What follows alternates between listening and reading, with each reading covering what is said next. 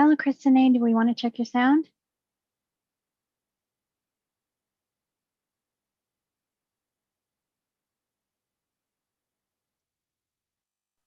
Hey, Kimberly.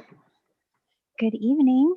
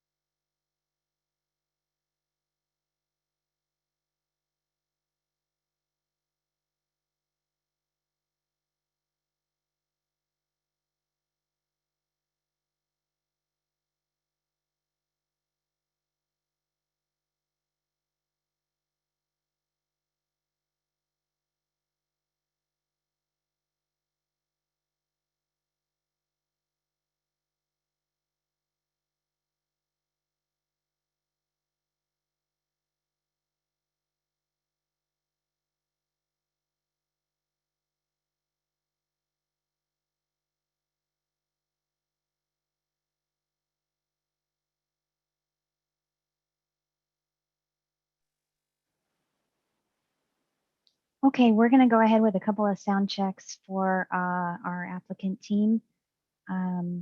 We have one in the chat box, it looks like.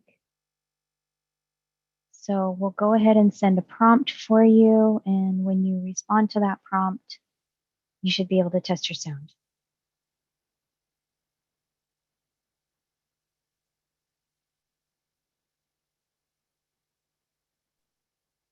Are you there?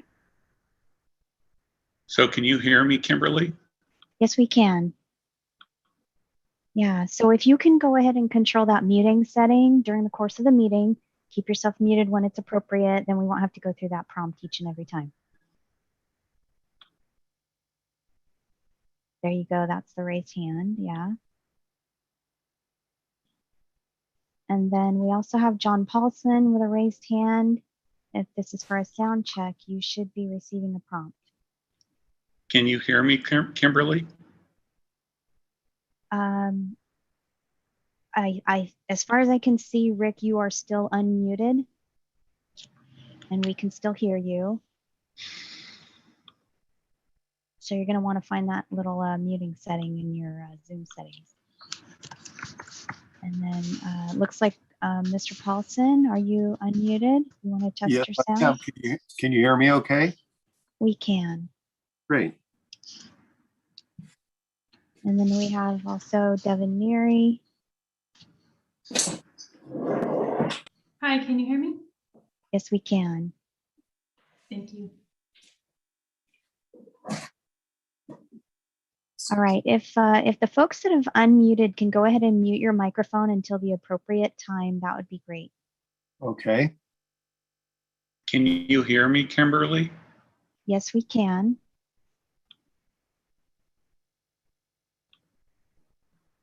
I can mute you, but that means you'll have to raise your hand every time it's appropriate for you to speak. So if you can find your own muting settings, that might be easier for you.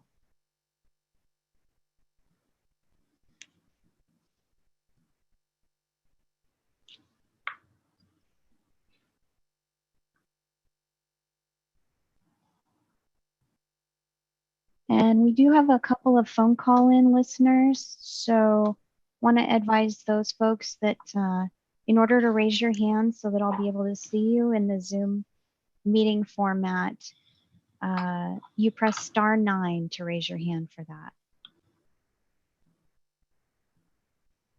And Rick, it looks like you are still unmuted. So if you can find that microphone setting to mute yourself.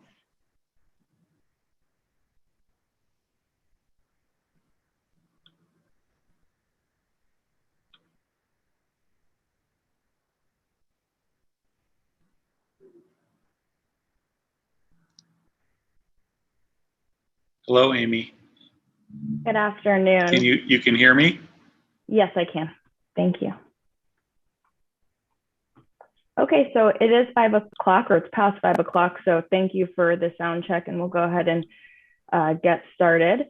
So I'm calling to order the June 1st special meeting of the zoning administrator.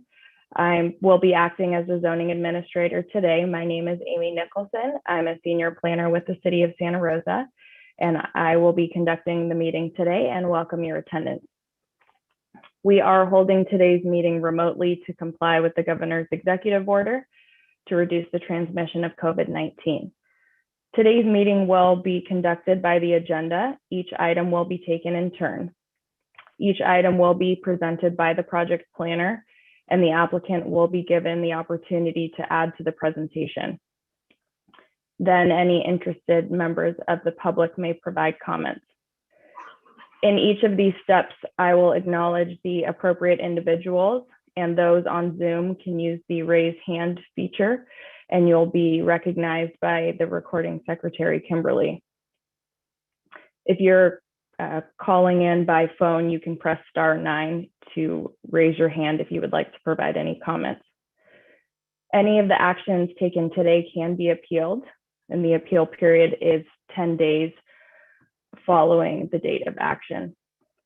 If you do wish to appeal an approval or denial, you can do so by contacting the project planner, who will assist you in providing an appeal form. So with that, we can move on to the second item on the agenda.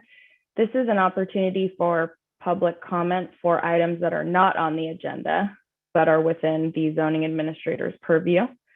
So at this time, if you wish to make a public comment for an item not on today's agenda, please raise your hand or press *9 to be recognized.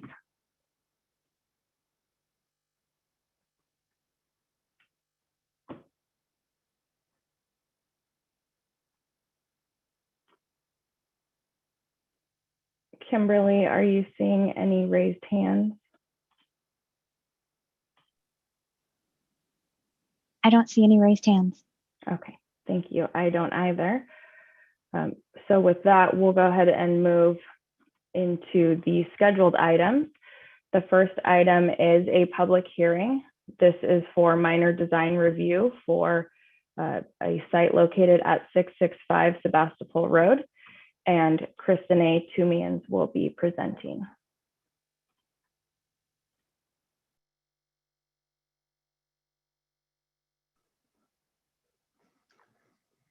Good afternoon, Ms. Nicholson. This is Kristen A. Tumian, Senior Planner. And this evening we're discussing Costa Roseland Minor Design Review. And it is get the slide moving. It is a project that's already been seen by both the Planning Commission and City Council for a tentative map and density bonus. The City Council approved it on appeal for a tentative map that divided a 7.41 acre parcel into 5 parcels, and it was for a larger planned area called Roseland Village Mixed Use Project. The approval also included a density bonus, of which one of the 3 concessions included a reduced parking allowance. The project is located in the southwest quadrant of the city in the area known as Roseland, off of Sebastopol Road. And these are the exhibits that both Planning Commission and City Council saw for the tentative map portion of this project that divided the larger Roseland Village area into smaller components. And the component that we're reviewing today is the 3 to 4 story apartment building. And here is a view of the tentative map that was approved, and we're specifically talking about lot 1, so that L-shaped parcel there. Here's a site plan of the proposed multifamily structure. You can see it has adjoining parking on the ground floor. And on December 21st, 2017, the Design Review Board reviewed Roseland Village, and they recommended that the applicant bring back a preliminary design, which provided more windows to engage with the Mercado. With the plaza, they requested a separate, distinct architectural style for each building to create variety. And the board encouraged a pavilion feel to open the buildings to the square and suggested a mural or possibly color tile facing the plaza. With the current zoning code that allows for reduced review authority in plan development areas, such as Roseland, it allows for projects to be approved with a reduced review authority. So projects that would normally go to major design review can now be approved at the zoning administrator level. And that is the case here. But they are required to go through a concept design review, which this project has already done. These are some renderings of the proposed structure. This is a view from the future park across the street. There are some more renderings of a partial east elevation at the lobby entry and a partial south elevation. And there are 2 applicable Sequa exemptions for this project. One is that it's consistent with the specific plan for the Roseland Sebastopol specific plan area. And it's a residential project pursuant to a specific plan. It's consistent with the land use for the project site and design, and there are no particular effects or site conditions and no unanalyzed impacts that were not already included in the Roseland EIR. And the applicant is here to, I believe they also have a presentation, or they have a few words they'd like to share.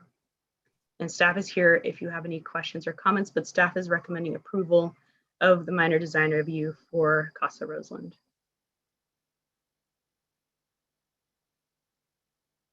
Great. So this is Devin Neary with Midpen Housing. And I believe, Christine, do you all have our presentation? What? Yes. Awesome. Thank you. Thank you, Kristen, for your presentation.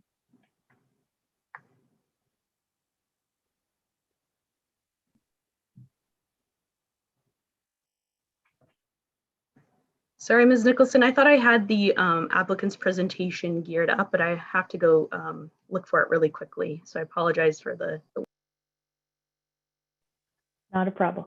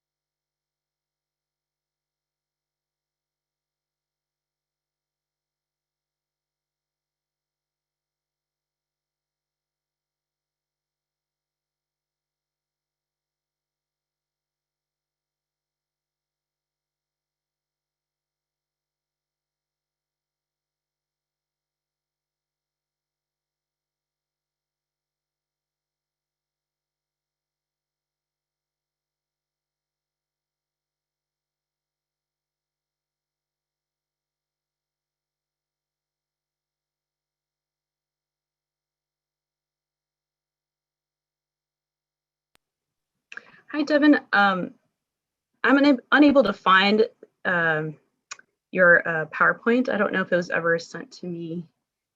Or I can resend it to you right now. Is that Oh, is that sure. all right? Yeah, sure. Thank you.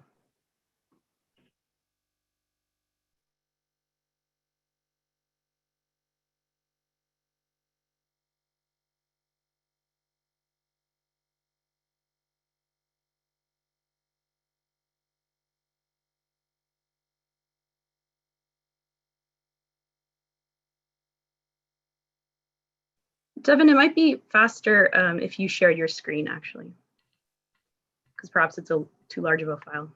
Oh, if that's possible, yeah, I think we'll have our architect, Rick, if you want to share your screen, that's probably the easiest way. Okay, so whoever's going to be sharing their screen, I need to make you a panelist in the Zoom format. So I need to know who is going to be doing that.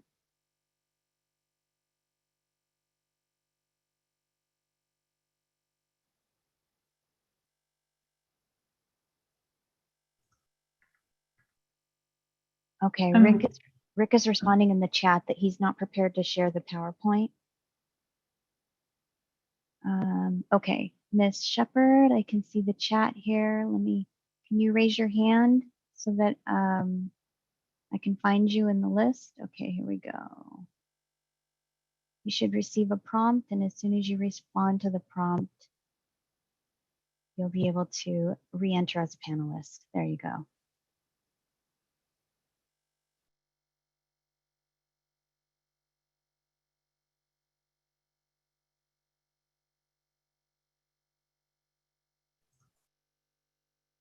okay, excellent. So I can kick us off, and then Elise, I'll just let you know when to shuffle through the slides there. Thank you. Okay, sorry about that delay, everybody. So good evening. Thank you for being here tonight. My name is Devin Neary. I'm from Mid-Penn Housing, and I'm the project manager for the Casa Roseland project. So just a little bit of background on Mid-Penn. Mid-Penn Housing has 50 years of experience developing and managing affordable housing properties across 11 Northern California counties, spanning from Sonoma to Monterey. As property managers, Mid-Penn strives to ensure that every community we manage benefits both our residents and the surrounding neighborhood.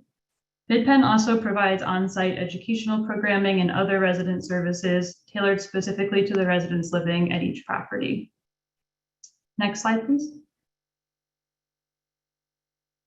Casa Roseland is one element of the Tierra de Rosas master development and will provide 75 affordable apartments in the Roseland neighborhood of Santa Rosa. The development is comprised of 24 one-bedroom, 31 two-bedroom, and 23 bedroom units for individuals and families with income levels no greater than 60% of the area median income. We continue to progress towards our goal of beginning construction on Casa Roseland in 2022. I will now turn it over to our project architects to present the design in more detail. Thank you so much.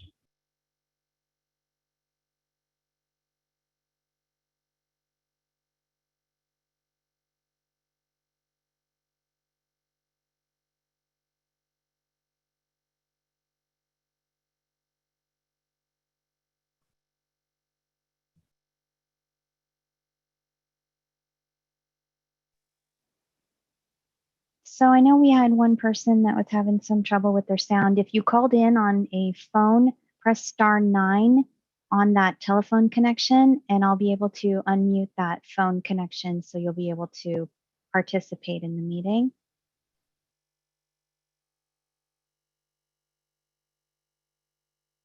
Otherwise, please raise your hand within the Zoom meeting. Okay.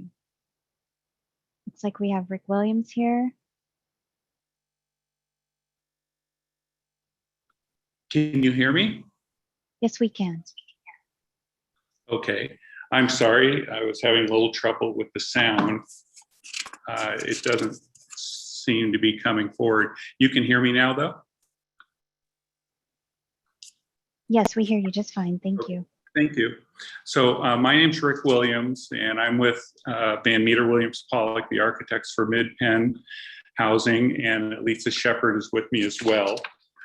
We're very excited to present Casa Roseland to the zoning administrator. Casa Roseland is part of a larger master plan, as you pointed out.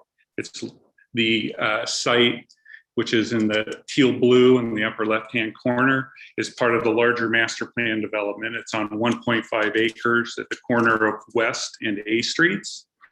The design is for 75 family apartments and includes the required 108 parking spaces. It also will have supportive services, management on site, and is at a key location as the first building moving forward as part of the overall master plan. Next. You can see from this image from the master plan that it plays an important prominent role with the corner of the building looking out onto the plaza and the park. It has a trellised arcade along the front bottom base of the building. It is 4 stories over the entire building in the master plan. It's allowed to be taller, and we have done some manipulations to the massing to refine that.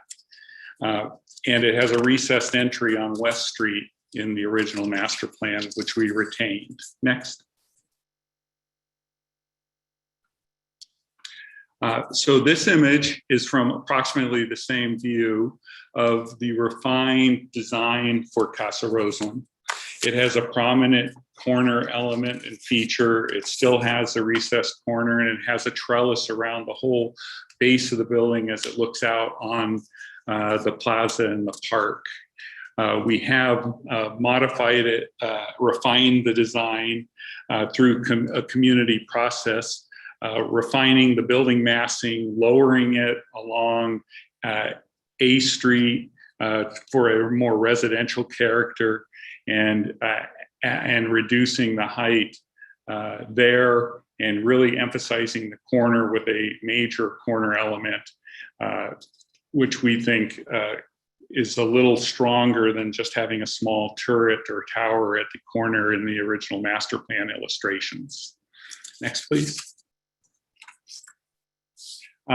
Color is important, and I want to talk to you a little bit about color around the corner elements and the balconies and how we communicated that, a conversation with the community in a series of working sessions, community meetings, and as well as online surveys. Next, please. So we presented multiple color palettes to the community and had a conversation about the role of the color in the buildings, highlighting the corner elements, as well as having metalwork and railings to the balconies, which could be custom designed. And we wanted to give the community an opportunity to weigh in on these important features. And they did so in both community meetings where they voiced their opinion. They also had they were at the library being able to provide their opinion in written form.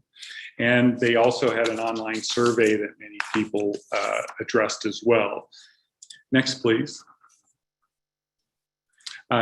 This color palette was the overwhelming choice selected by the predominant number of people who weighed in on each of those variety of different methods.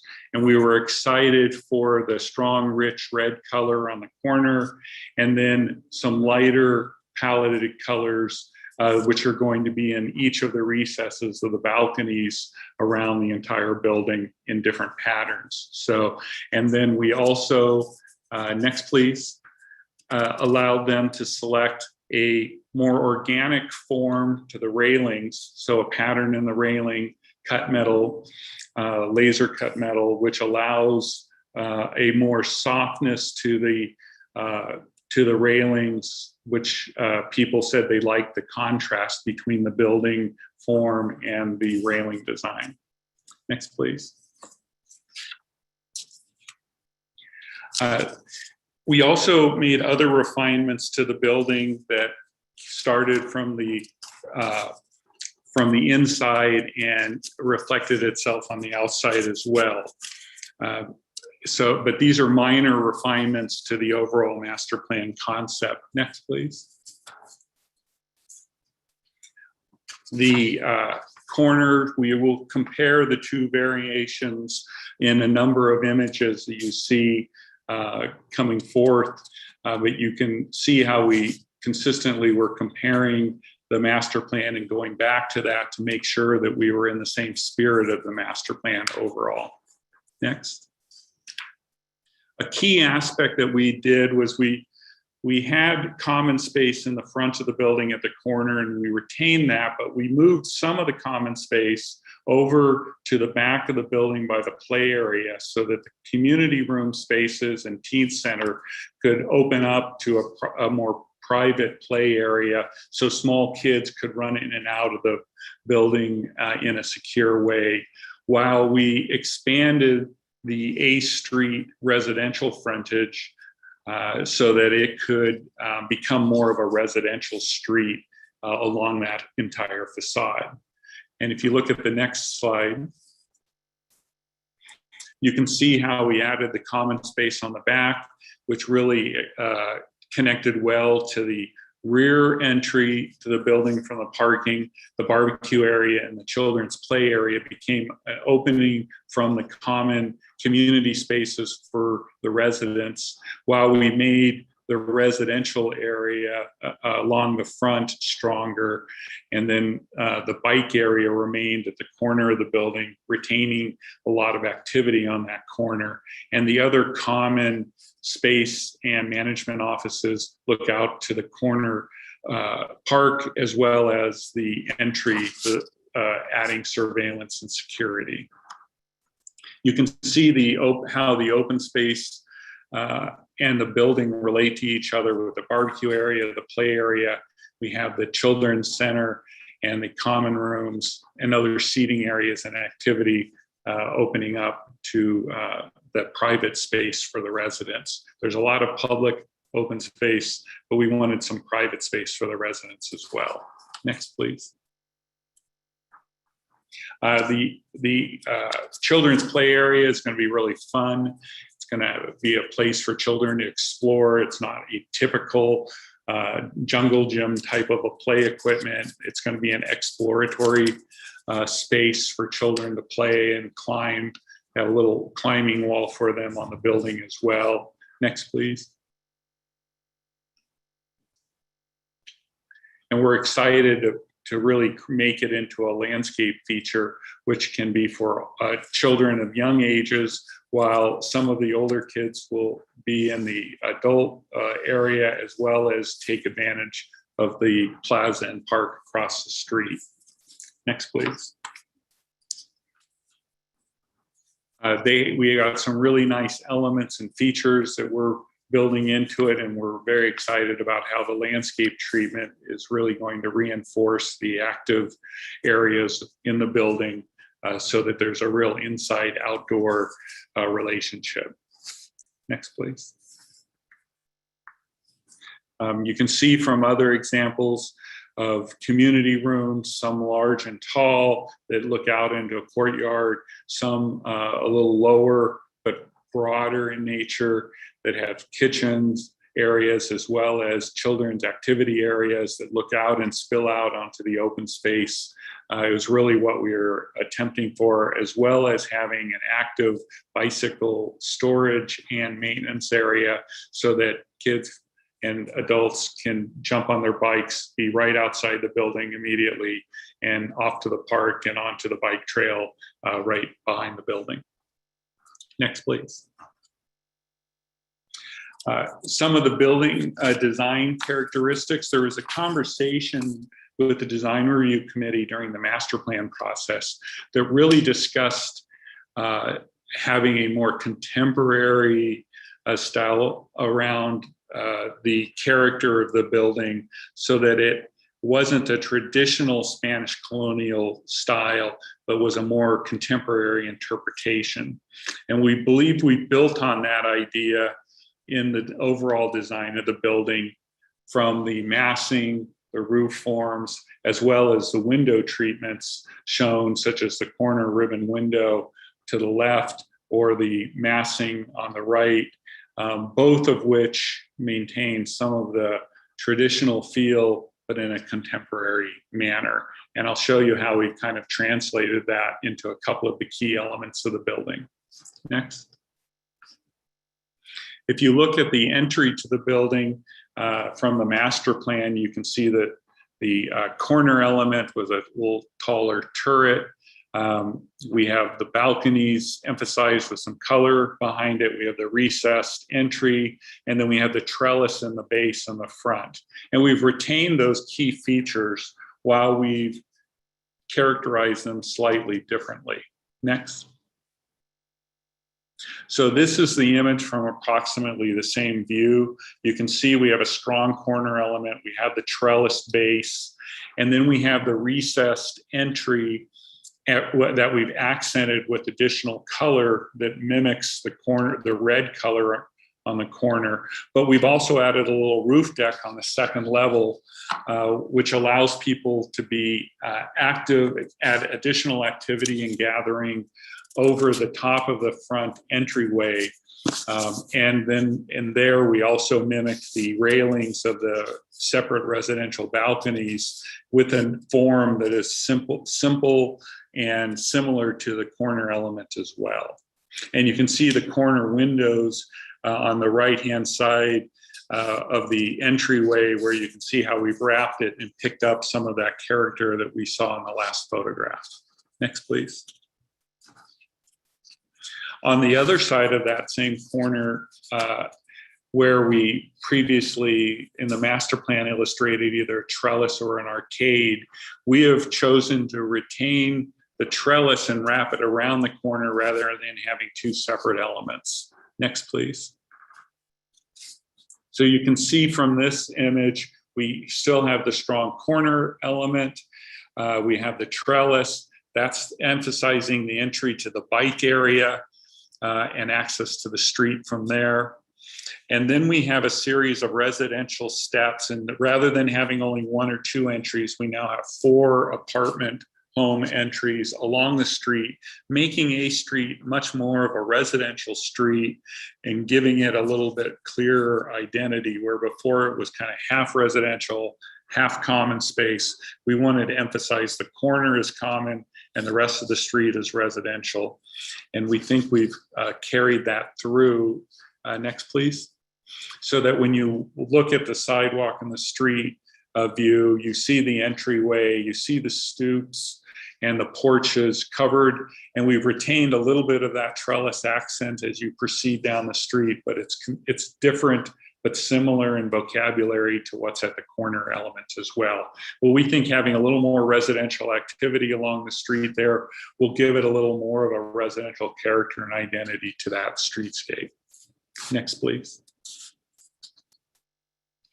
The back of the building is similar. We keep the same consistent pattern of bays or decks and balconies with accented color, the color element at the entry, the same kind of entry feature and parapet railing in that area.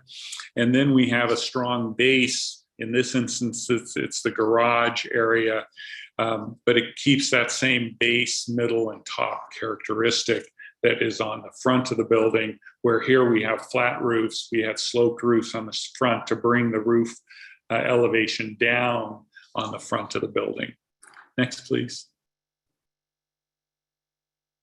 So in total, we feel that this building plays an important role along with the future buildings that are illustrated here to provide its own individual character while still having the same conversation with the street, the plaza, and the park, and playing its role of having a strong corner element that helps to define the plaza and the overall wider architectural character of the community.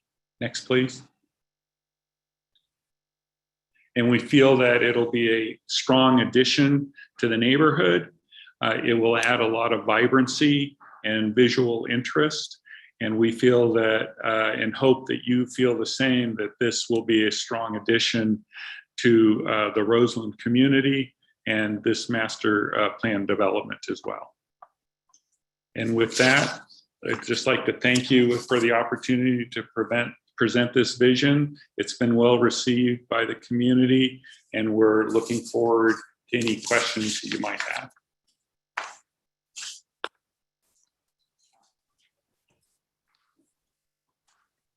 Thank you, Mr. Williams, for that presentation. I think before I move into questions, I'd like to give the public an opportunity to provide any comments, and then I will move into questions. So with that, I will open the public hearing for this item. If you would like to make any comments, please use the raise hand feature in Zoom or press *9 on the phone. Thank you.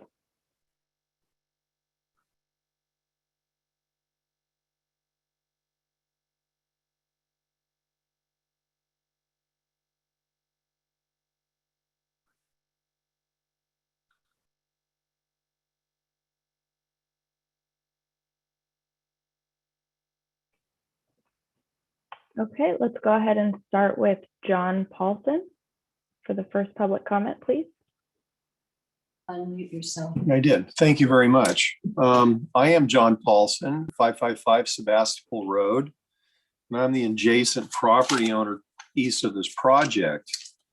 And I just want everybody to know, including Mr. Williams, Mid-Penn and CDC, they already know, that when the Roseland Shopping Center was built, my father and Cotting, in order to protect each other's financial investment, wrote up, recorded a reciprocal parking and circulation easement, which seems to be ignored throughout this whole planning project. The parking and circulation easement was created during the construction of the Roseland Shopping Center in 1956 and is current even now. It's a prescriptive easement. The CDC and Mid-Penn, as I've said, know of the recorded easement, yet they continue to plan without addressing this easement. The Cotting CDC parcel, which this is part of, currently and since 1956-57 has 272 parking spaces, which is an ATLA survey that the CDC has in their possession. And all these parking spaces are shared by my parcel and the CDC parcel. This project by itself eliminates 108 of these 272 shared, recorded, and prescriptive parking easements. Therefore, sorry, I'm opposed to this project. Please don't approve this project and future CDC Mid-Penn projects until the recorded and prescriptive easements are resolved. Thank you.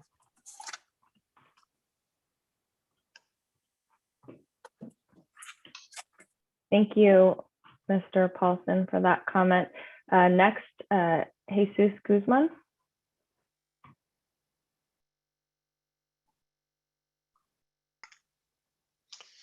Hello, can you hear me? Yes. Okay, great. Well, good afternoon. My name is Jesus Guzman, and I'm the Policy and Advocacy Director for Generation Housing. We're excited to see Casa de Roseland come before you today, and even more excited to extend our support for the project. First and foremost, we've been really impressed with Mid-Penn Housing's commitment to seeking out and integrating the community input into the project's design at various stages of the process. As Mr. Williams pointed out, their efforts have ranged from reaching out to the community about the building color through surveys and meetings to choosing street names as part of the larger master development for Tierra de Rosas. And also, most recently, their movie night series that have brought residents together to learn, discuss, and contribute to the project. Together, these efforts reflect, from our point of view, a really strong desire and commitment to including the community's voice in designing this important new project in Roseland. And as a result of Mid-Penn's frequent outreach and their team's expertise, Casa de Roseland's design and color palette have done a really nice job of acknowledging the vibrancy of the neighborhood while also offering a more contemporary interpretation of traditional design practices. So we're excited to offer our support of the project, and we encourage the zoning administrator this evening to approve the project's minor design review. Thank you.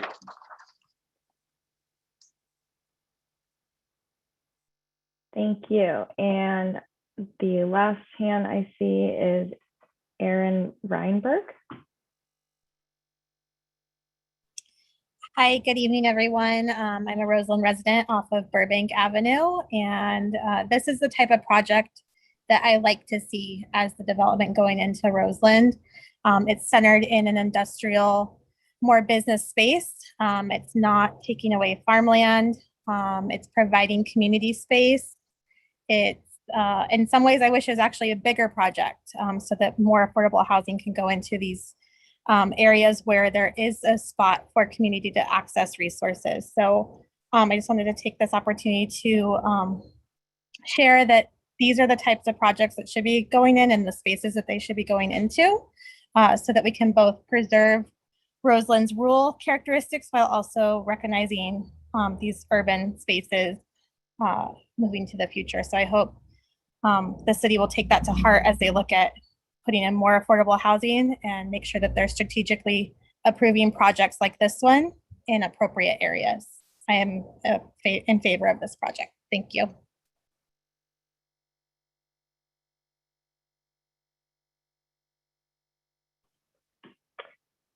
Thank you. I am not seeing any additional hands raised. So with that, I will go ahead and close the public hearing portion of this item. And I'd like to move into questions. One would be to address Mr. Paulson's comment regarding the easement and how that has been reviewed or resolved. I'm not sure, Christine, if you might be able to speak to that, or if there's another staff member that can.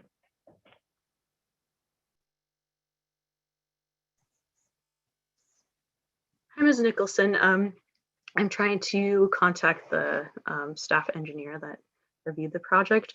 One thing to keep in mind that this issue was also brought up during the tentative map stage, and while I wasn't the planner during that, my understanding was the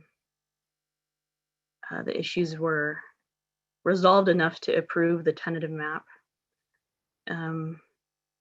But let me see if I can contact Mr. Osborne in engineering. The applicant might also be able to shed some light on the easement issue as well. Great, thank you. Sure, Ms. Nicholson, we can speak to it if you'd like us to. Sure. Great. So this is Devin Neary again from MidPen. And regarding the easement, we did plan the master plan in response to the easement and to maintain access to the neighbor parcel. And we are in compliance with the access and parking as required by the easement. Ms. Nicholson, if I could direct your attention, there is a DAC Exhibit A attached to the project that was part of the tentative map approval. And condition number 85 speaks to requiring, it specifically states a public access easement and cross parking lot easement shall be granted over all private driveways and parking stalls on the interior of lots 1, 2, 3, and 4 for all parking to be shared and kept accessible to the public, patrons, or residents of lots 1, 2, 3, and 4, and the public at all times. An emergency vehicular access easement, EVA easement, shall be dedicated over the private driveways of lots 1 and 2 to the city of Santa Rosa.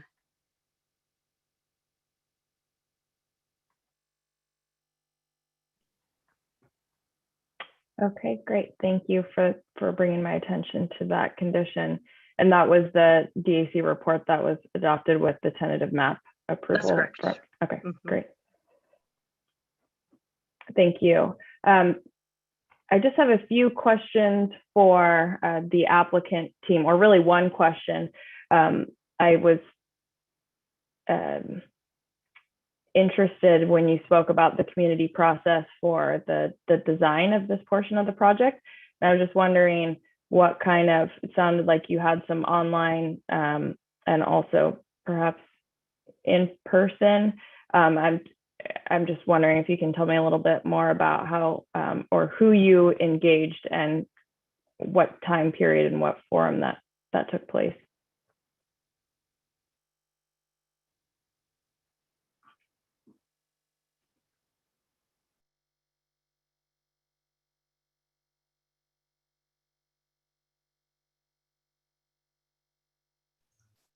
This is Devin from MidPen. I'm going to defer this question to our Director of Housing, who's calling in over the phone, and we'll just need to be unmuted. So I have a raised hand from a number ending in 737. Is that the one we want to? Yes, I believe so. Okay. Thank you. Hi, this is Allie Gaylord from Mid-Penn Housing. I just wanted to take a minute to respond to the community outreach and engagement that we most recently did regarding the building colors and the panels on the balconies. So we held meetings in October of last year. So we did some in person, but because of COVID, we weren't able to hold the large meetings like we typically do. So we had a series of drive-in movie events at the site and provided folks with surveys where they could mark the choices of the color palettes that they liked. And then we also held 2 meetings over Zoom where people could provide their input. So we went through a similar presentation as to what Van Meter presented tonight, showing the different color palettes and the opportunities for the balcony railing designs. And we also have a project website where people could put their input on and see the presentation on that site as well. So we got over 300 comments about what people wanted to see, and really the resounding preference was the color with the strong red corner element, which people really liked. And we're continuing to do community engagement. I think there was mention about the street naming that's available for public input right now, as well as some of the elements that will be in the plaza in the master plan.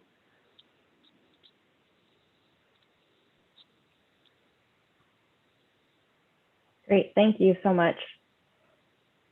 I see that Mr. Williams has his hand raised as well. I'm not sure if that's from before or in response to a question that I asked.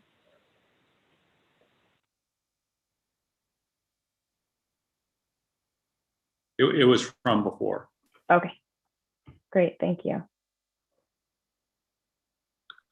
And Ms. Tumians, one process question for you. So it sounds like this master plan went to the design review board as a concept several years ago.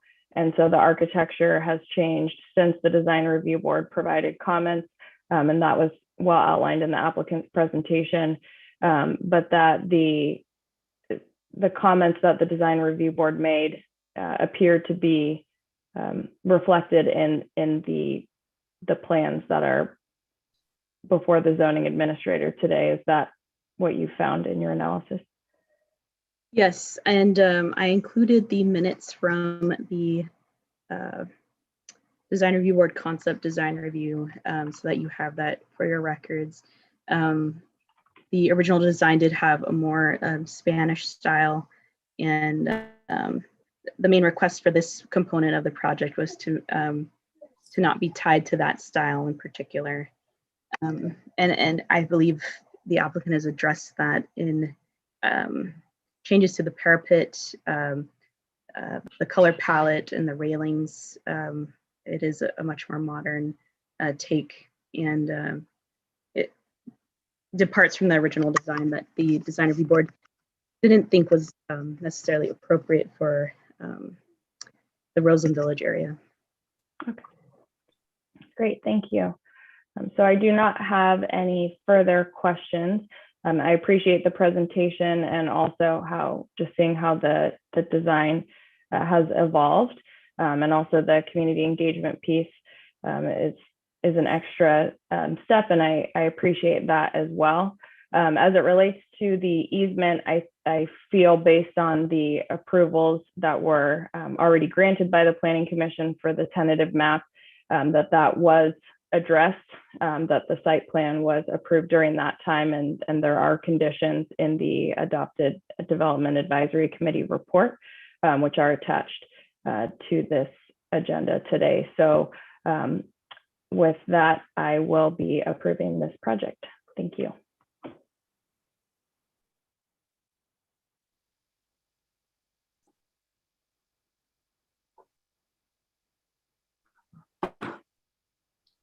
Thank you. Okay, let's move on to our next item. It sounds like there's been a request to reorder the agenda. Mr. Ross, did you want to speak to that? Yes, thank you, Ms. Nicholson. The request is that we go over item 3 and reorganize the agenda just so that we go over item 3 now instead of item 2. Sorry, so 3.3 instead of item 3.2, so that the applicant has a little more time to review some of the conditions provided for item 3.2. That makes sense. Okay. Yes, that is fine. And just to clarify, is 3.3 is also a public hearing? Yes, it's a Okay. public hearing. There was a on-site sign. It was noticed accordingly for public hearings. Okay, great. That was my only concern, was just making sure that the public hearings went first, but it looks like we have 3 public hearings. So that sounds great. So we'll move on to item 3.3, which is a public hearing for a minor design review for 80 College Avenue, and Mr. Ross will be presenting. Thank you. Bear with me. I'll go ahead and set this up.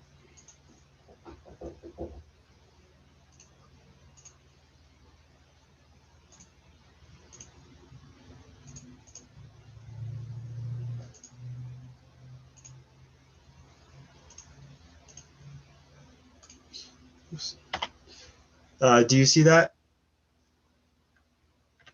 Oops. Yes. Hold on one second. I apologize. Looks good. Okay, cool. So this is the, so thank you, Ms. Zoning Administrator Amy Nicholson. My name is Adam Ross, interim senior planner, project planner for this site. The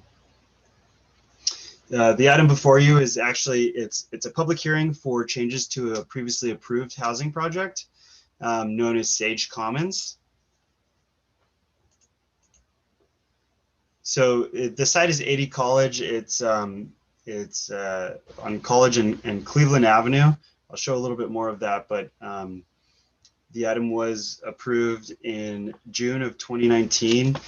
This is an affordable housing project as it is as it relates to at an affordability level equivalent to low income, which is because it is supportive housing. The project was approved by the zoning administrator under special ZA, which has undergone a couple changes that require a revisit to the project. So here you'll see images. So on the left is the originally approved project. You can see a bicycle shelter here. You can't see it so much here, but there's under the new proposed one, there's a new a masonry blast wall, which I'll go over a little bit again. There's some minor changes to window treatments, and which are very minor. The extension of this portion of the building 10 feet south, which also required this this bicycle structure, covered bicycle structure, to be kind of repositioned on the site as shown here. And then also some internal courtyard changes just for very minor in detail. So here's another image of the previously approved project. Sorry, I think these are flipped. So these are flipped. So this one on the left is the proposed and the one on the right is the original. As you can see, it's better represented here. Originally there was a fence, an open fencing location along the smart rail path, the multi-use path as it goes out along the project site. There is a property across the smart train track, the smart tracks, that has propane tanks, which as part of the funding for this project under the state's housing and community development department, they're requiring a protection wall. It's a 6-foot high blast wall along the smart path. The applicant is proposing a 1-foot landscape setback with landscaping and vines along the wall. As you can see here, that this building moved 10 feet down, and so this this bicycle structure was then repositioned to accommodate the same amount of bicycle parking, but just north and south rather than east and west facing. Minor trim details to the windows. Those would normally be subject to director approval, but since these were mostly significant enough to come back to the ZA, we included all of those changes, which is included in the resolution. So again, here's a site plan of the existing, and I apologize for it not being completely clear, but the previously approved version, you have landscaping between the building and the smart multi-use path. As part of this project, it improves the bicycle lane in front of 80 College and the transition from the multi-use path onto the street. That still remains, that part does not change. And then here's the proposed version. These reds the red highlights identify the changes. And I forgot to mention here, there is a emergency backup generator required as part of the state funding for the project, the repositioning of the bicycle structure, some additional plantings. Those were the internal courtyard changes, just relocation of kind of where these internal planter strips are, and then this portion of the building is extended 10 feet south. There's no increase in density here. Most of the square footage has been incorporated into the walkway facility, getting to and from the buildings for this 10-foot extension. And again, these circular stuff, some of it isn't even really necessary because it involves some interior changes, but they are exterior window trim changes. So here's a 3D rendering of the change. Here's that 6-foot blast wall as required by HC Housing and Community Development, HCD, with the state. So it's pretty much comes down to they have to put it in. They are receiving funding because they are affordable development, and staff is supporting the changes. Window trim wasn't a big deal to begin with. The bicycle relocation, rearrangement, doesn't bring up any issues or anything like that. And the blast wall being included as part of the public review process. So here are some elevations for reference. And so it's kind of hard to see, but it's this little portion underneath the window where it's now incorporated into the actual window. So it's no longer required. There's a little vent under here now rather than the space it was before. That's the window fixture change. And then again, here's that blast wall and some of the extension of the walkway inside the house. Inside the building. So with that, you'll see the findings in the resolution under zoning code section. I will get that for you shortly. That is zoning code section 20-54.060, which are for changes to an approved project. The previous entitlements I should have mentioned earlier were a minor conditional use permit for supplemental housing, which allowed an 80% supplemental density bonus. That file number is CUP 19-062, and then the minor design review under the reduced review or modified review authority under the resiliency development measures. That file number is DR 19-038. And that concludes my presentation. The applicant team has not provided a presentation, but they may be here to comment on the project. And I see Frank Visconti is here representing the project. And I can answer any questions you may have. And again, the applicant team is here to provide any answers for questions you may have as well. Thank you, Mr. Ross. Is the applicant interested in providing any comments before we move on?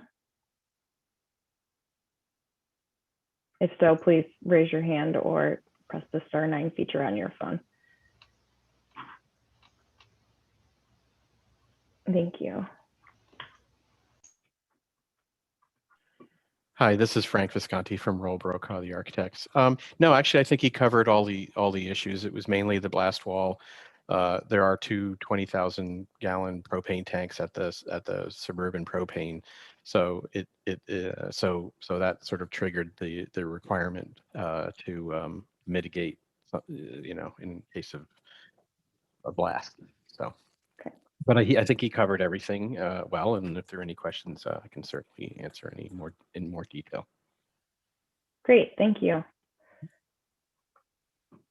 I don't have any questions currently, but I'd like to go ahead and open up the public hearing for any member of the public to provide comments on this item. Please go ahead and use the raise hand feature or press *9 from your phone.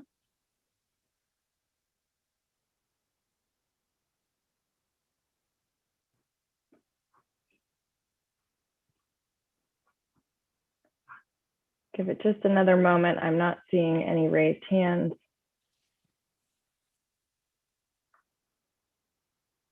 Okay, I do see a raised hand. Stephen Hunter. Hello, can you hear me? Yes. All right, I wasn't going to say anything, but just since I happen to be riding by this site, at least once a week on that bike path, I just wanted to mention that after having seen so many planting strips that have basically been neglected by the city, that 1 foot strip of ivy that is proposed to go against the wall, that you should have some sort of a condition in this improvement that somebody's actually going to maintain it and not let it turn into what we've got all over Roseland, which is medians and landscaping strips that are just inundated with weeds and overgrowth, and nobody seems to be taking any initiative to take care of it. That's all.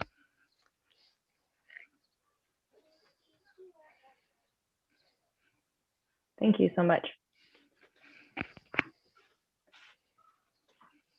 Okay, and seeing no other hands raised, we'll bring it back for questions. Mr. Ross, can you or the applicant respond to Mr. Hunter's comment regarding landscaping? And if there is a condition or something in the city code that would address maintenance of that area? Yes, I believe I'll let Frank also add in as he sees fit here, but there is a general condition of approval that's applied to almost every project that I know of in the city that requires the owner maintain the landscaping in good maintain the landscaping to be in good condition as part of their approval of whatever project they have. I am going to look at the original approval, which was part of the agenda packet, and look for the specific condition of approval. It's most likely in the Exhibit A. If you give me a minute, I'll go ahead and look for that. Sure, that sounds good. Thank you.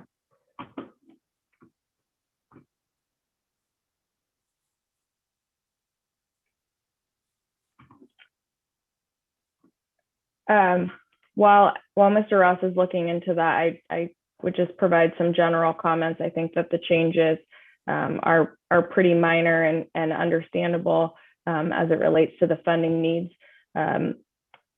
I appreciate that there is landscaping proposed to buffer the blast wall from the riders and pedestrians on the Joe Rodota Trail. I do share a concern that landscaping may not receive a lot of attention just because it's based on the other side of the wall from the development. And so I'm hoping that if Mr. Ross is not able to find a condition in the previous approval, that perhaps we could add a condition just to this design review resolution, which requires regular maintenance of the landscaping on that side of the wall by the applicant team. And so, Adam, I don't know if it works for you to perhaps either add some language into the resolution, and then I can sign the updated resolution as it relates to the landscape maintenance, and if the applicant team is okay with that condition being added.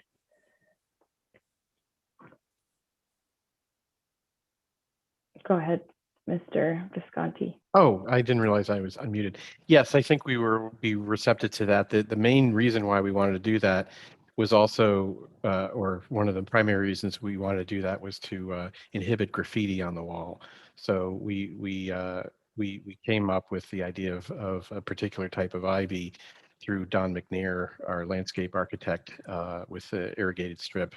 Or well, I'm assuming it's irrigated, but that it will be maintained as well as all of the plantings that we've added all around the building. So that is part of the Danco's responsibility to to maintain it. And we have a lot of nice plantings in the courtyard as well as along College Avenue. So this will be as important as the other ones.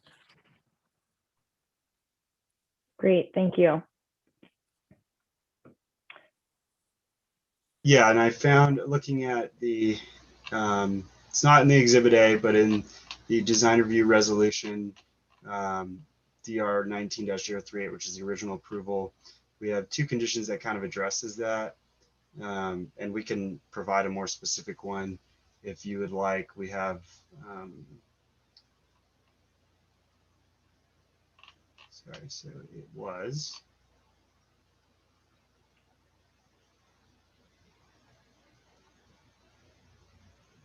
So condition of approval number 10 on the design review resolution says, all landscaping shall be privately maintained and irrigated. Property owners and our homeowners association shall be responsible for the irrigation and maintenance of the street trees and maintenance of the planter strips in front and alongside of their lots. And then there's one more that states, all vegetation planted on the west side of the property adjacent to the right-of-way, the Smart's right-of-way must be maintained on the developer's property, and vegetation overhanging on the Smart road will not be permissible. So that essentially means that they have to make sure it's not overgrown or out of alignment with their property line, so they don't encroach onto the Smart rail, Smart multi-use path.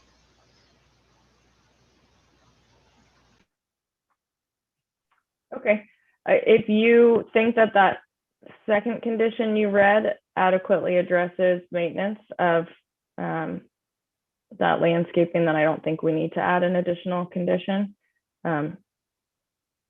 So I'm comfortable approving it as is with the resolution that is before me now. So I appreciate you looking into that, and thank you to the applicant team as well.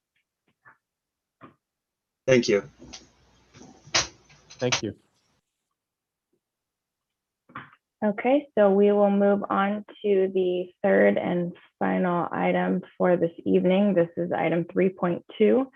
This is a public hearing for the Stony Oaks Apartments EIR addendum to a previously approved EIR by council, and it includes minor design review, and Mr. Ross will be presenting this item as well. Thank you. I'm going to go ahead and open up the presentation, and there is an applicant presentation to follow.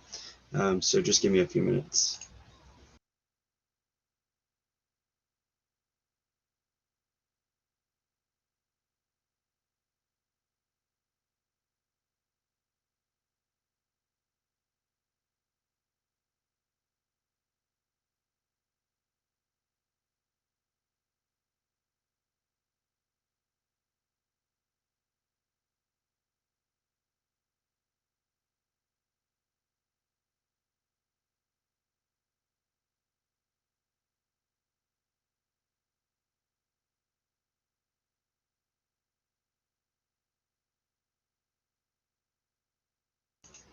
Okay, and let me know if you could see the presentation properly. Yes, I can. Thank you. Great, thank you. Thank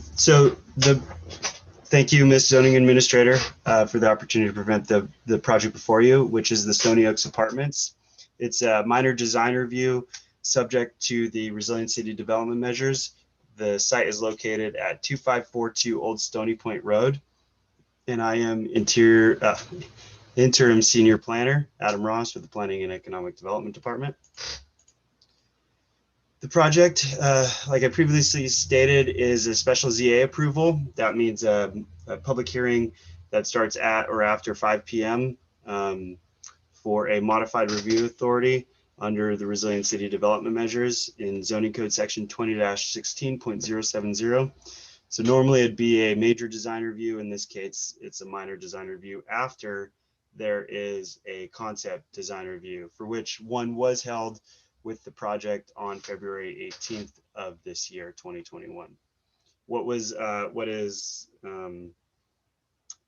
is a non-discretionary review? It's a ministerial review. Is a state density bonus, which was requested for this project. So under normal circumstances, you have 132 units allowed by the zoning and general plan density for this project when it's fully affordable. In this case, the applicant has requested a state density bonus to get 7.5% density bonus and one concession for height. That concession for height is to allow a 50-foot max height instead of a 45-foot, which is allowed under the zoning code. And just really quick, again, the project is 142 fully affordable units on site.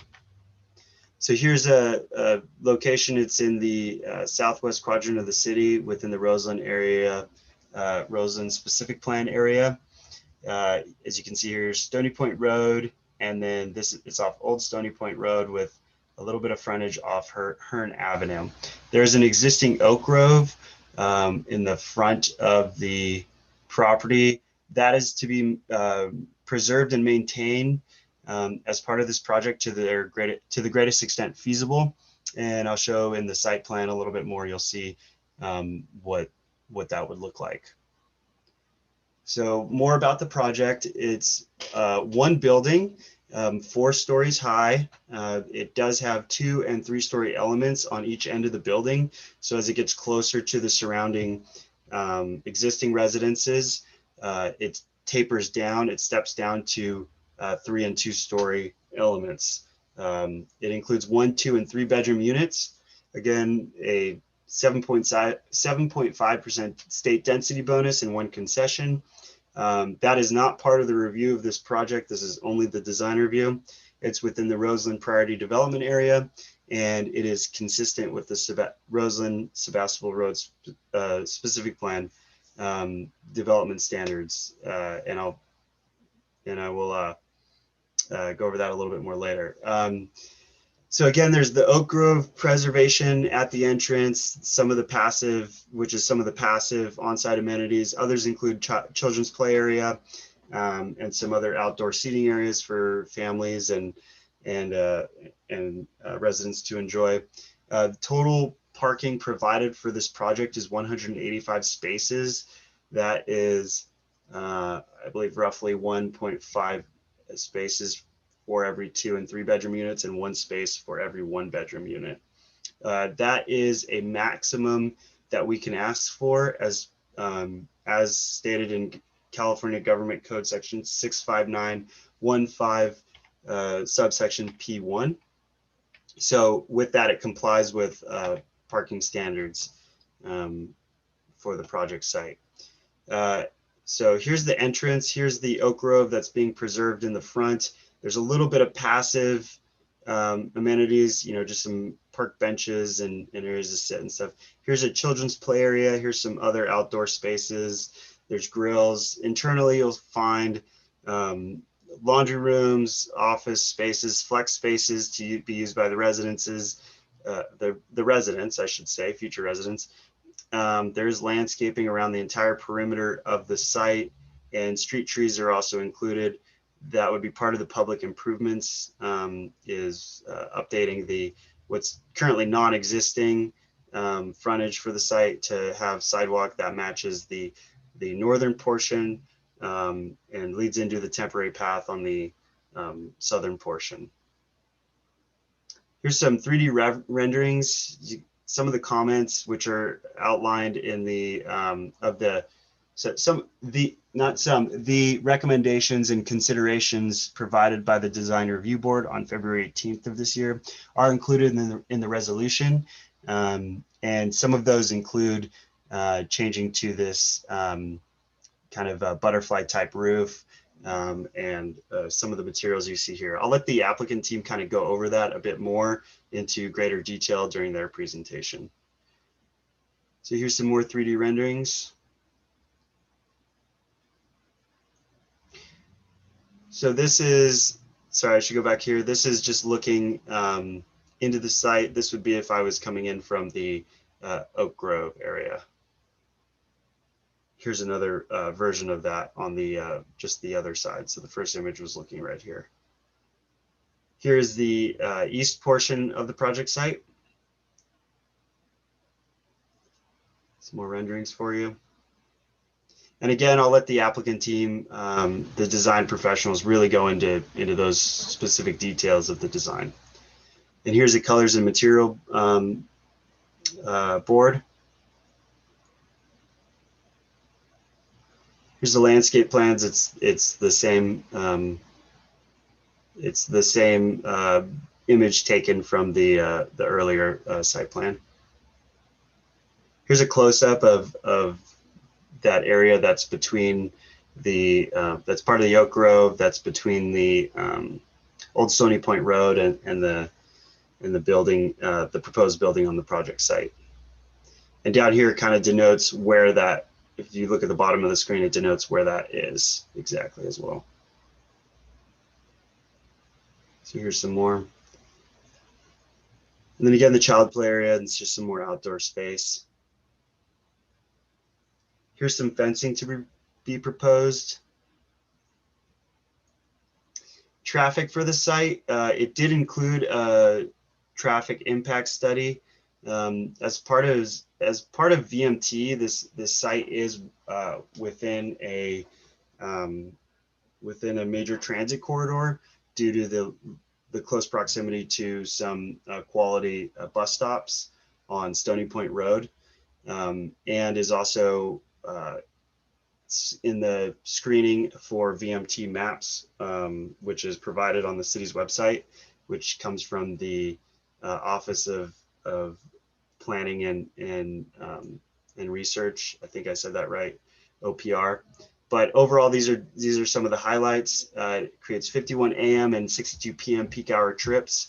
In that, they found that the W-Trans found that the intersections will continue to operate acceptably, and the pedestrian and bicycle facilities are adequate. The two recommendations here from that traffic impact study are, one is very common, which is that landscaping be low profile and that trees be set back outside of the vision triangle. You'll see those conditions on the Exhibit A, which I will provide into the record shortly. And then also to pay for the proportional share of funds for the signalization of the intersection at Hearn Avenue and Burbank Avenue. It accounts to 9.3% of the total cost, which is, you have this sum of money here, $29,760. So a bit about the Sequa is under Sequa guidelines section 15164. It provides that an addendum to an approved EIR is appropriate when only minor technical changes or additions are made, but none of the conditions described in section 15162 have occurred. 15162 essentially states that there's no new or significant information that would change the previous review of the EIR. In this case, an addendum was found to be appropriate and is included in this as resolution 1 of this packet to adopt the addendum to the specific plan EIR. The addendum was provided by a qualified Sequa consulting firm, WRA Consultants. And they found that no circumstances under Sequa guidelines section 15162 were triggered, and therefore no additional analysis was required. The only reason why we didn't do 15182, which is compliance with which is consistent with the specific plan, is because they have a density bonus of 7.5%. So it accounts for those additional 10 units that would normally have, where they wouldn't have had before under the specific plan EIR. And before I end this, I just want to highlight a couple of things that are part of the Exhibit A. So as you can see here, there's two project entrances and exits, ingress and egress for the project. Old Stony Point Road is the main one. There is adequate walking path to an intersection with a crosswalk, and then further on to Stony Point Road and as such. But on the Hearn side, there's currently no pedestrian path of travel. And as part of the city's working with the city's traffic engineering division and the engineering and development services, along with the project applicant, there is a condition of approval in the Exhibit A that would require there be some further analysis to see if there can be a temporary path, a pedestrian path of travel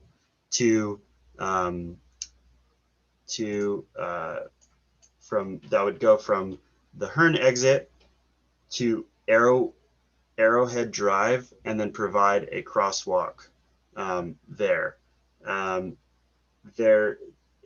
That's put in place so that the applicant has to do their due diligence to try and obtain the rights from the property owners. They have to agree to it, of course, to get to there, and then provide that and include on and connect that portion to the public, the pedestrian infrastructure on the southern side of Hearn. And there's two ways it could look like. I mean, there's two property owners. They have to consult with them and see what they can come up with. It's been an ongoing process, and it may work out, it may not. Otherwise, there is an option to explore a mid-block cross, and which is here, and then also pay future in lieu fees otherwise. If they cannot if they can't obtain the rights for a pedestrian path and then put in the crosswalk, whether it be here or along there's two properties here in between these two here. The project is conditioned so that it discourages all pedestrian exit onto here, and it would be a vehicle access only in and out, and no pedestrian access here. And that's so that the city can further implement safe routes to schools, and just keep do our best to keep as this area develops, do our best to keep all pedestrians and future residents safe here. So if there is a blockage or a no pedestrian path of travel here, all pedestrian path of travel would be redirected to Old Stony Point Road entrance and exit. And with that, there are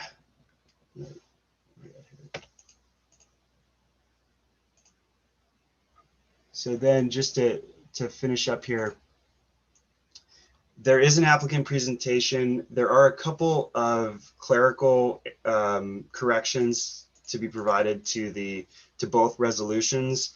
I can read those into the record when you deem it appropriate, Ms. Zoning Administrator.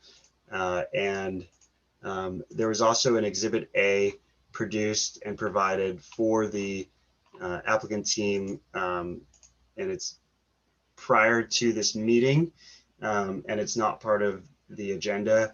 And I'm not sure how I need to just read a description to make sure that that's part of the public record, or if it could just be noted and then be added to the project file after. And that's that is a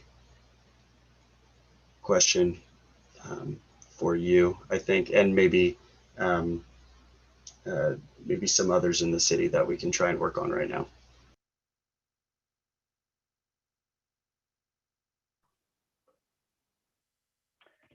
Are you able to share the Exhibit A on your screen? Yes, I could do that. I think that that would be helpful to just quickly scrolling through so that everyone can see what's in there.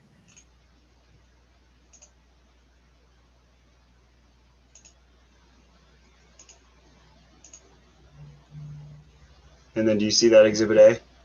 Yes. Okay. Okay, so it's dated today. Okay. Yes. Okay, and then so there's, okay, it's 14 pages. And the project engineer is on the Zoom call, and maybe he could summarize a lot of what these are, because my understanding is that they're, most of them, except for that portion that I explained regarding the if this and that for the public, the pedestrian path of travel, are very standard otherwise for public improvements for projects like this.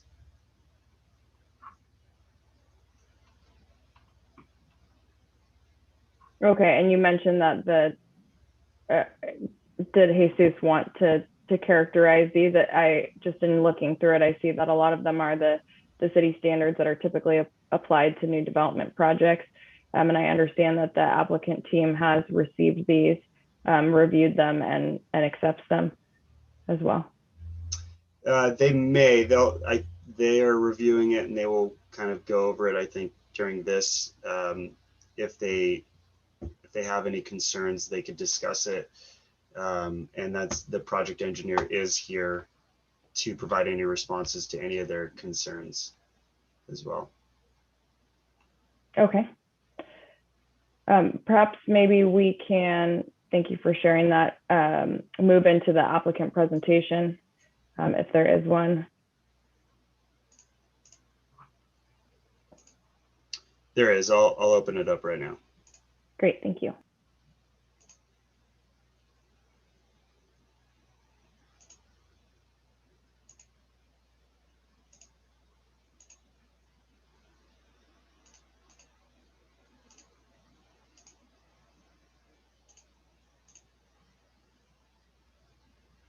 And so the applicant team, just I think you'll need some permission to speak and unmute yourself, and then as you go through each slide, just tell me to skip forward.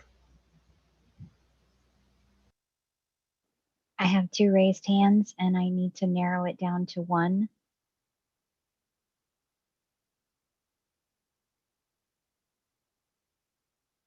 So whoever is going to be providing the presentation, if you could leave your hand raised, and if the other party could go ahead and lower their hand.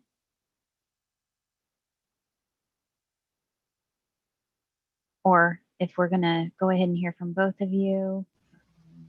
It will be a couple people from the applicant team. Okay.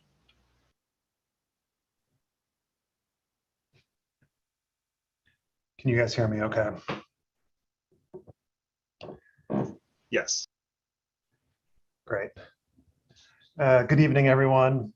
My name is Taylor Rasmussen. I'm a development director with Meta Housing, the developer of Stony Oaks. I just want to start off by thanking Adam for a very thorough presentation there. Appreciate all the hard work.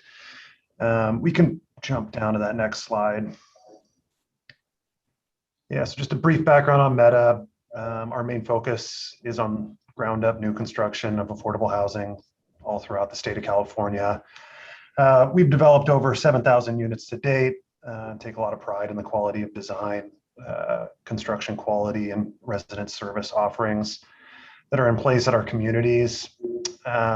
Meta has secured all the financing needed to break ground on this 142 unit affordable deal later this year. We've been working hard to get through the pre-development period and have carefully assembled our design team members that are well suited to deliver on our project vision here. So we're once again excited to be partnering with Dahlin Group, an architecture firm we've had success working with in the past.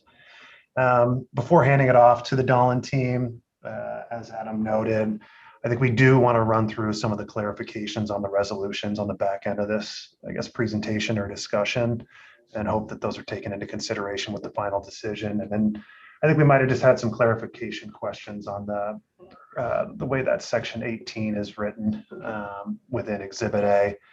But again, maybe we can do that at the end of the discussion. So for now, I can hand it off to Lori Moffett-Felberg with the Dahlin Group. Great. Thanks, Taylor. Can you guys hear me okay? Yep. Great, thank you. Let's go to the next slide. Thank you for having us this evening. We've worked very hard as the team working with staff, bringing this project forward. We're very proud of the fact that we're able to bring 142 affordable housing units to the city of Santa Rosa. So this is the project site. Adam did an awesome job getting you oriented to the site, but what we like about this location is the significant resources surrounding it. Parks, retail, food, education. It's a wonderful site for affordable housing. Next slide. So here's the existing site and a few ground level photos. You can see Old Stony Point Road on the left-hand side of the screen and Hearn Avenue below. It's basically a flat site. It just touches down at point D on Hearn. And so the main access is along Old Stony Point Road that is a cul-de-sac. It's a dead-end street through this existing oak grove. Next slide. So I'm not going to go into too much detail on this because Adam already covered it, but these are the general statistics on it. We're just under 4.5 acres, 142 units. We're meeting the state parking requirements and using the density bonus law to add those few extra units. Next slide. So we did go through a neighborhood meeting and the design review board, and I think we've worked closely with staff to meet the requested changes from the design review board. They very much supported the site plan, and they appreciate the fact that we'd all worked very hard to preserve as much of that oak grove as we can. We do have our main entry that kind of winds through it, but that was very well received by the board. They enjoyed the sheer variety of the landscape and outdoor amenities offered to the residents. They really wanted to see more contemporary architecture here. They asked for a more contemporary color palette, some of the roof forms, variety in the windows.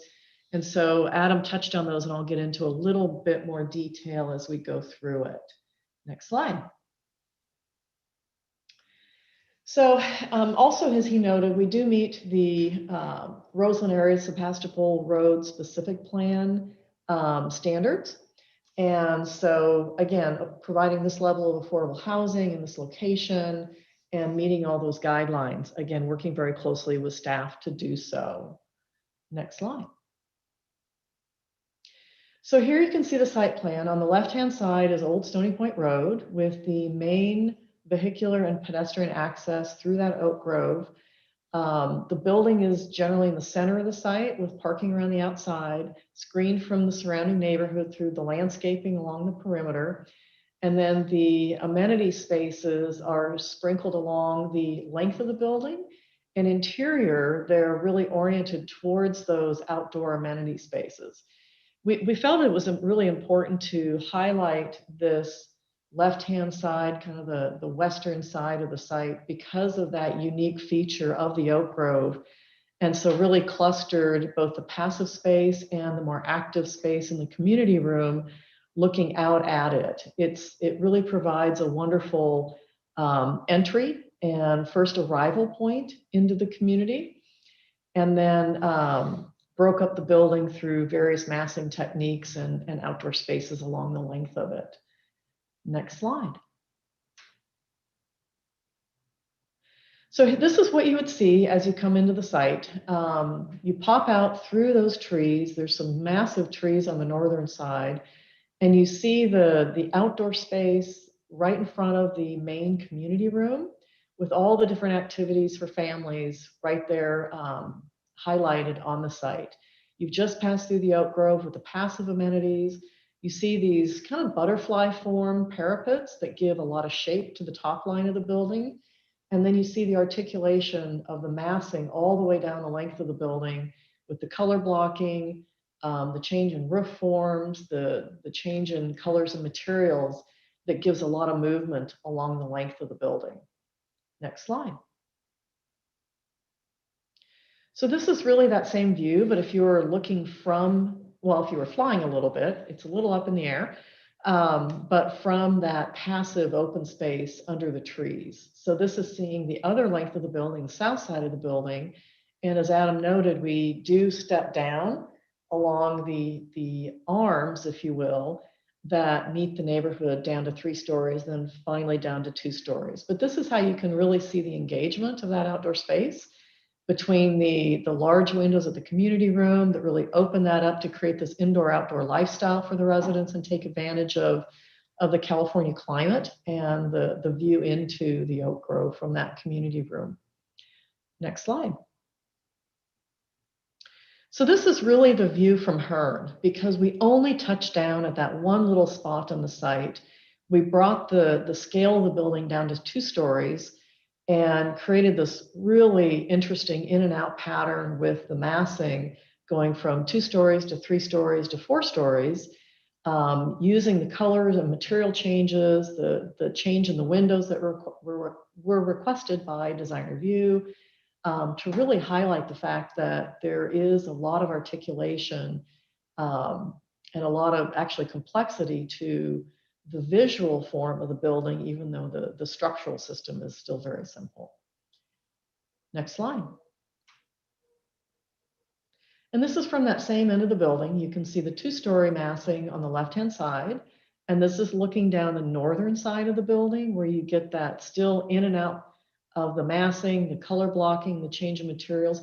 There is not a back to this building. It's simply different sides. And so we've brought all the level of detailing and articulation to all 4 sides of the building. Next slide. So I'm going to run through the palette of outdoor amenities because we think it's really important on this site to enhance the lifestyle of the residents and provide that quality of space. So this is really the passive area woven into the existing southern half of the oak grove. The trees that are kind of squiggly are the preserved trees, and the ones that are colored include new street trees and the new sidewalk area along Old Stony Point Road, and then a variety of trees that will add a little bit of seasonal color and a little bit of change in texture and color against the existing trees. And you can see the surface areas that weaves through the oak grove to provide the pedestrian connection to Old Stony Point Road. Next slide. All of these have imagery down the left-hand side showing you the personality and the character of the spaces and the fixtures and furnishings that will be provided. This is the outdoor space that connects directly to the indoor community room. So you really have this indoor-outdoor flow. We do have a couple of trees that we are preserving and weaving some seating area underneath, and then providing a large gathering space outside so that families can celebrate birthdays, they can barbecue together, they can have some space to expand and really enjoy the outdoors. Next slide. So this is the next 2 cloisters, I'll call them, of outdoor space that each take on their own personality. We've provided a variety of play areas that are suitable for different age groups. and really enhance the experience for families of all sizes and ages, rather than a one-size-fits-all program. Each of these areas takes on its own design character, and I think that each family will have a favorite because they're all a little different, and it provides variety for everyone. Next slide. And these are the two at the eastern end, a little bit more gathering and passive. You know, with the last year of COVID and working remotely and learning remotely, we wanted to make sure that maybe there was some outdoor space that provided that opportunity for folks as well. That wasn't necessarily about play equipment, but someplace where you could go read a book, you could work on a laptop, you could go do your homework, and enjoy that, that outdoor space. Next slide. So Adam already covered the Sequa compliance, and we really don't create any significant new impacts. And so he's covered these areas. I'm going to go ahead and skip this because he's already covered this. And this is again, just the view from Hearn. We wanted to end on this slide and just see if there's any questions or any other things we can go into a little bit more detail on. But I'll turn it back to Taylor and Adam.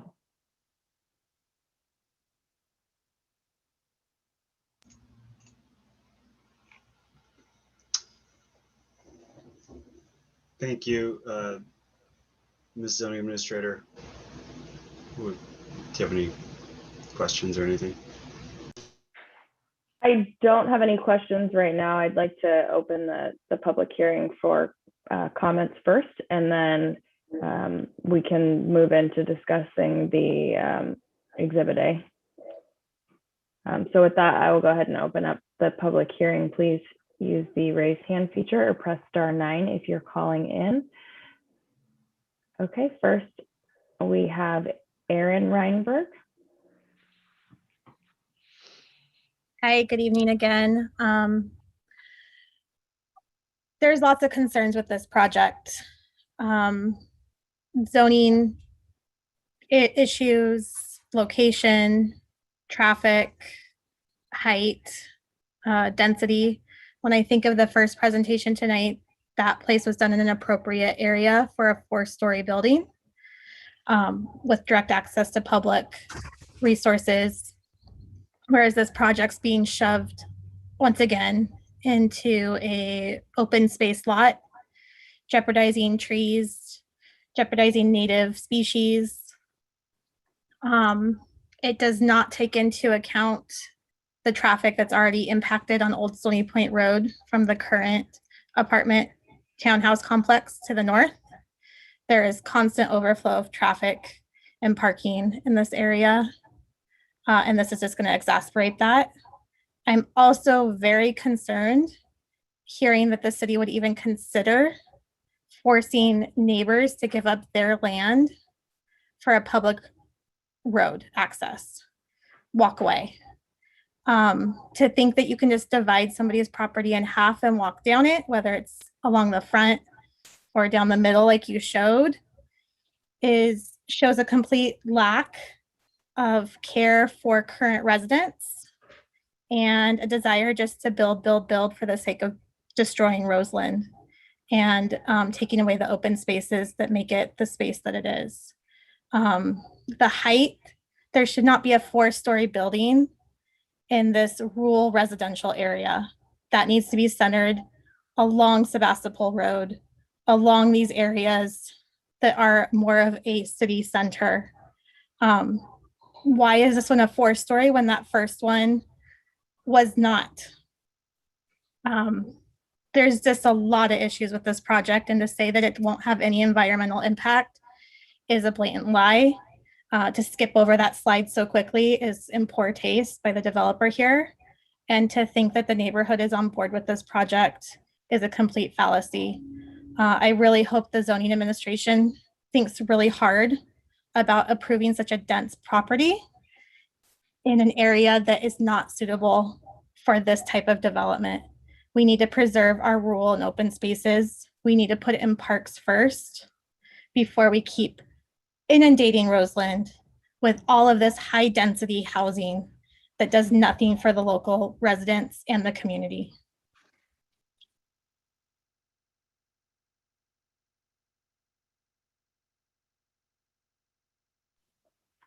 Thank you. Next, we have Nick Reinberg.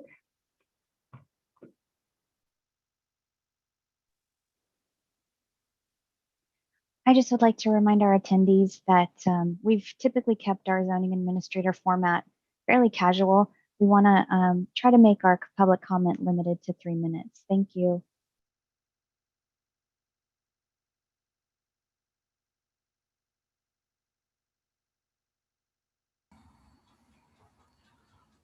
Okay, so my name is Nick Reinberg. I'd like to put on record and make sure that this is reflected in the minutes that this is there's 2 Brown Act violations here with the way this meeting is being held. First off, the meeting link that was in the agenda was not an accurate link for accessing it.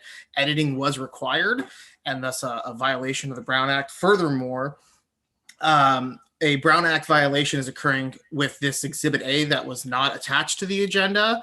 And since there's going to be considerations made based on this Exhibit A, it needs to be, this decision needs to be postponed until the public has access to Exhibit A and able to review it to be able to properly assess the impact and provide proper comment. Again, this is a Brown Act violation. I also agree that this site is not proper for this location.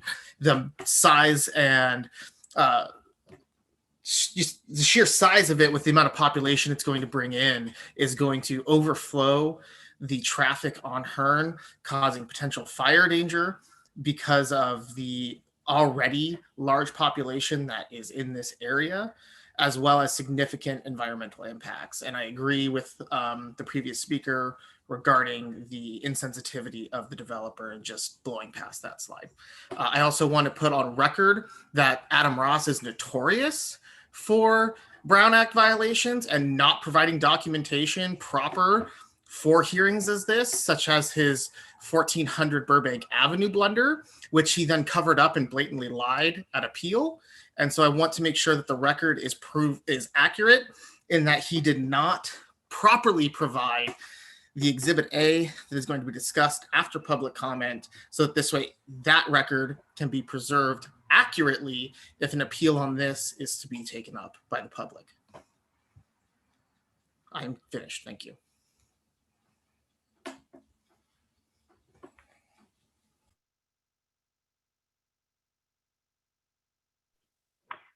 Thank you. Next up, we have Larry Mccauley, please.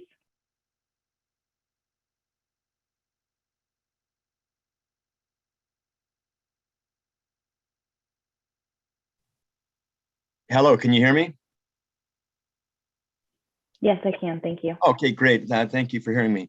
I just want to say that I'm going to, as a 40-year resident of Hearn Avenue, I'm going to need to limit my comments to just observations since I haven't had an opportunity to look at the Schedule A as it was just provided today. However, I agree with the last 2 speakers. A 4-story construction project is not consistent with anything in the area whatsoever. We have 2-story and single-story within literally a half a mile in any direction. Additionally, having been a 40-year resident here, I can attest to the road conditions are extremely inadequate for any kind of flow of traffic. And it's obvious that all the traffic is going to come down Old Stony Point or through the southeast corner onto Hearn Avenue before it can go anywhere, since there's no option for them to go Old Stony Point onto Stony Point. Right now, most cars that travel down Hearn Avenue are at or above posted speed limit. I believe that Adam brought up the condition of the no sidewalk on the north side of Hearn Avenue. And I would have to say that his comments about that were completely inadequate.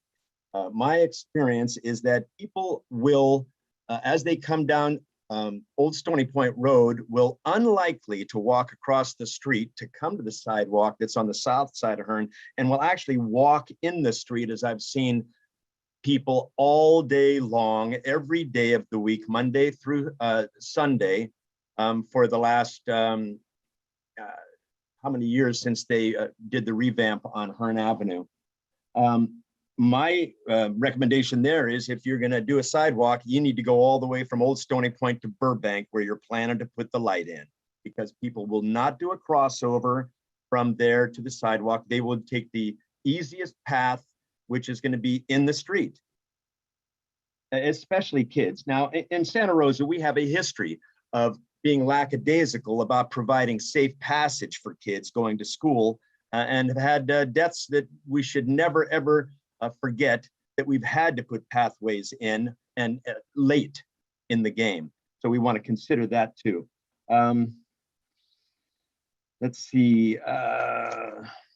Right now, I suffer probably a 1 to 2 minute period of time, even trying to get in and out of my driveway during peak periods. And with a potential of 300 cars there, in deference to the 185 spaces that are being provided, which there's no way that that's going to cover the amount of cars that are going to be there. There's going to be a spillover onto Old Stony Point that has no room on it, because there's a spillover from Panna's place right above it. So where are they going to park? Where are they going to go? This is just not a well-planned project. A 4-story and modern. There's nothing modern in the area. I don't understand the city wanting modern architecture there. Let's see what else. Excuse me, Mr. Mccauley, we That's want it. to try and I'm keep good. public comments to 3 minutes. Great. Thanks, Amy. I'm good. Thank you. Thanks. Thank you so much. I don't recommend it. Thank you for your comments. Staff has requested a recess, so they'd like to take a 15-minute recess, and we will resume following that 15-minute period. Thank you.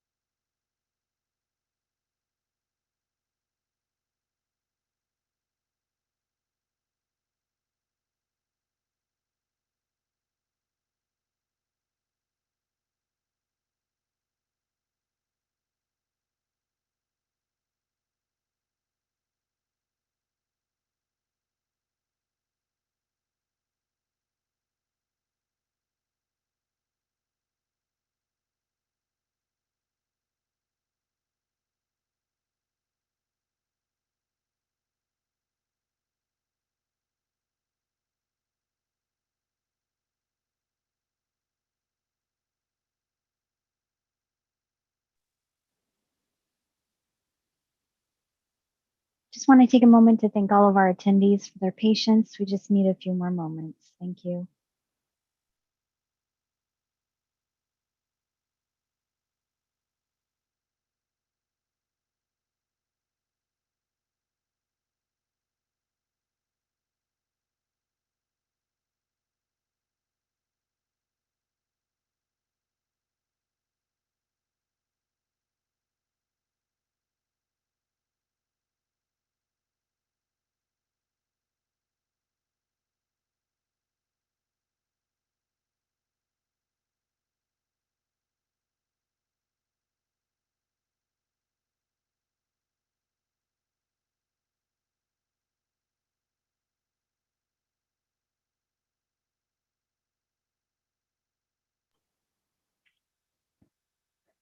Thank you, everyone, for your patience.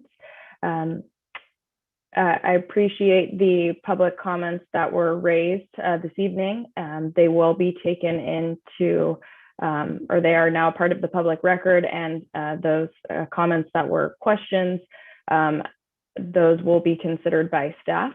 Based on the Brown Act violation assertion, we will be continuing this item to June 15th. That's a Tuesday at or after 5 p.m.